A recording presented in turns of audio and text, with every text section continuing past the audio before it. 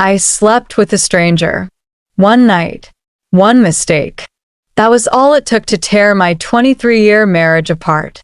Now my husband does not look at me the same way. He barely speaks. He walks through the house like a ghost, brushing past me as if I am not there. And the worst part? I cannot even blame him. The guilt eats at me every time I hear his keys drop on the counter or smell the aftershave he has used for years. The same man who once memorized the lines on my palm now flinches when our fingers accidentally touch. And it all started in a hotel room 2 hours outside of Albuquerque. A room I never meant for him to know about. But last night, Clarence found the receipt. I saw it in his hands.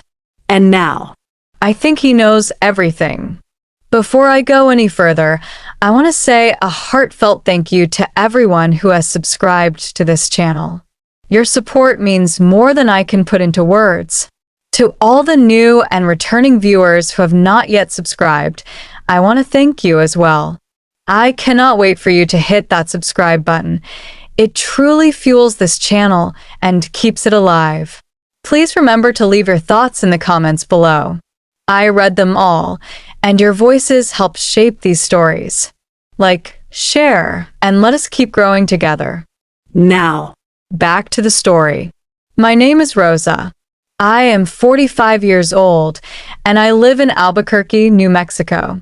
I work as a school counselor at a local high school. I have always loved helping people find their way, guiding lost teenagers through heartbreak and family drama, even while I was slowly losing control of my own life. My husband, Clarence, is 47. He owns an HVAC repair company. He is quiet, dependable, and has a way of making things work. Machines, homes, broken air units. But not people. Not lately. Not me. We have been married since our early 20s. There was a time we would stay up all night just to talk. But somewhere along the way, after the miscarriage, after the long silences, after the disappointment we never talked about, something shifted. He stopped asking how my day was.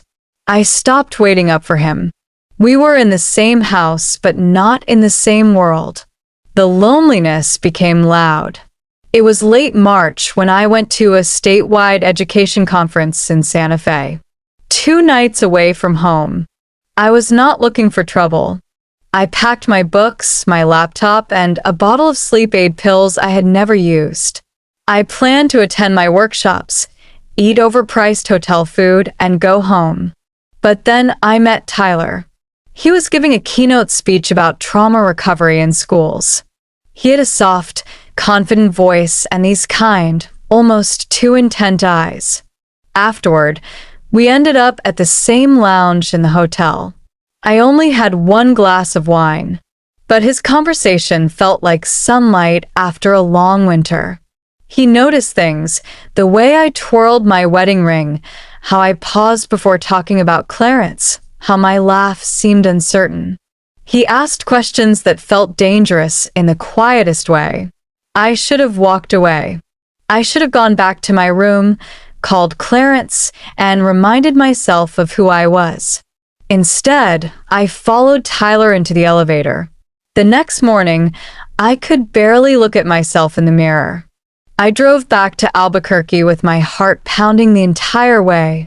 I swore I would never speak of it. It meant nothing. It was over. But yesterday, as I was folding laundry, I saw Clarence holding something in his hand. It was the hotel receipt. The one I thought I threw away. The one with my name. And a timestamp for midnight. He did not say a word. Just looked at me. Then walked out of the room. And now, I do not know if I still have a marriage.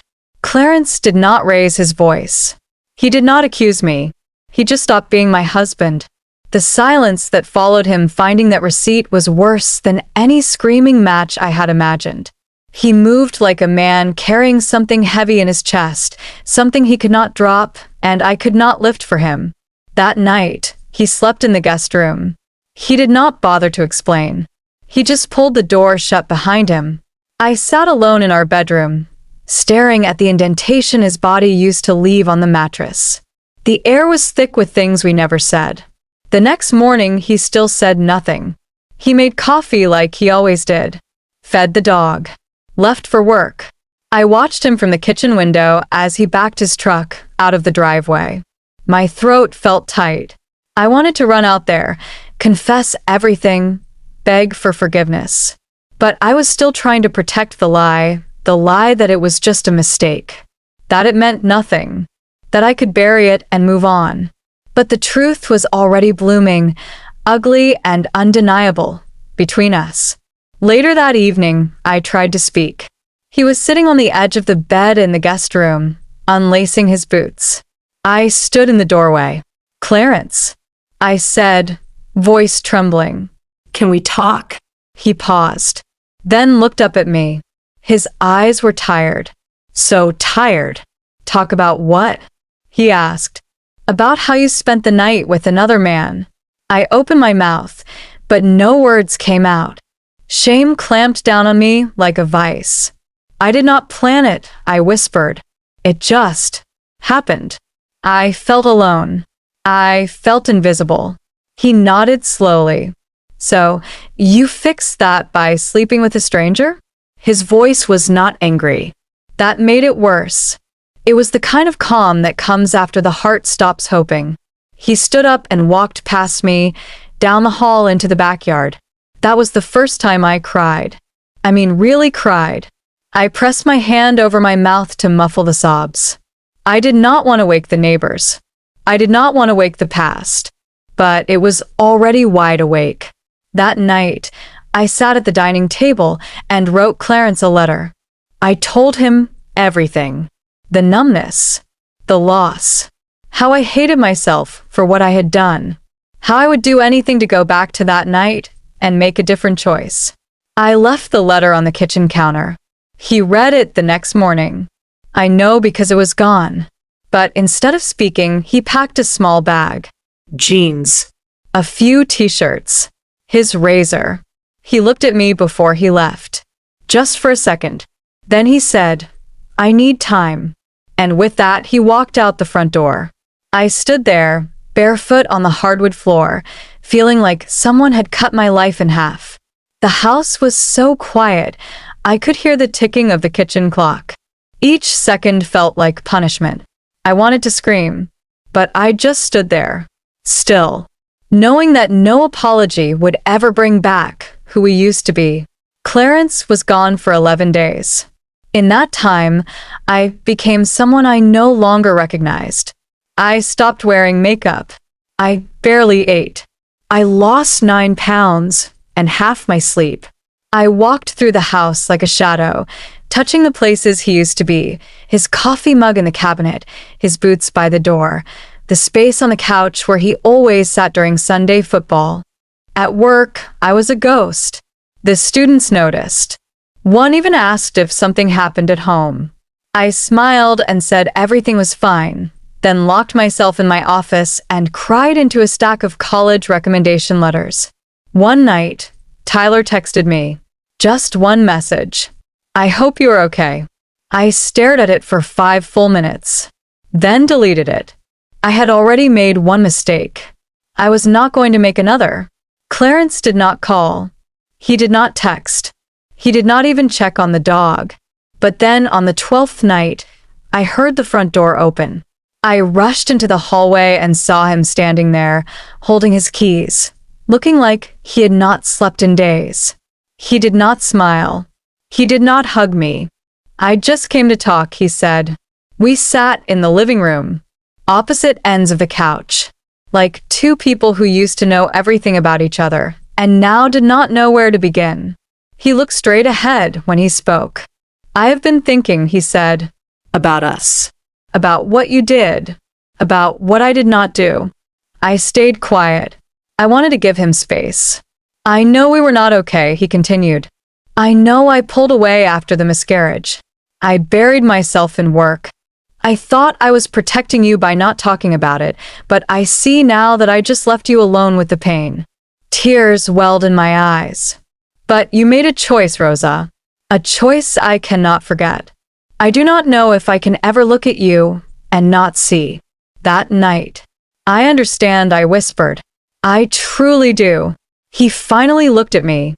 And for the first time since everything fell apart, I saw emotion behind his eyes. Not anger, not hate, just heartbreak. I am going to stay with my brother for a while, he said. I need time to think. Maybe therapy. Maybe we both do. I nodded. Whatever you need. He stood up and walked to the door. But then he paused. I still love you, he said. But I do not trust you. And I do not know if love is enough without trust. And then he left. Now I sit here in the silence, in the house we built together. Every corner holds a memory. Every photograph on the wall looks like it belongs to someone else. Someone who used to believe that love could survive anything. But now I know, love is not just about time, or history, or even forgiveness. It is about the choices we make in the moments when no one is watching. And I made the wrong choice. If you have ever felt invisible in your own marriage, I understand you. If you are healing from a betrayal, whether you caused it or suffered it, I see you. I do not know if Clarence and I will survive this. Maybe we will. Maybe we will not. But one thing is certain.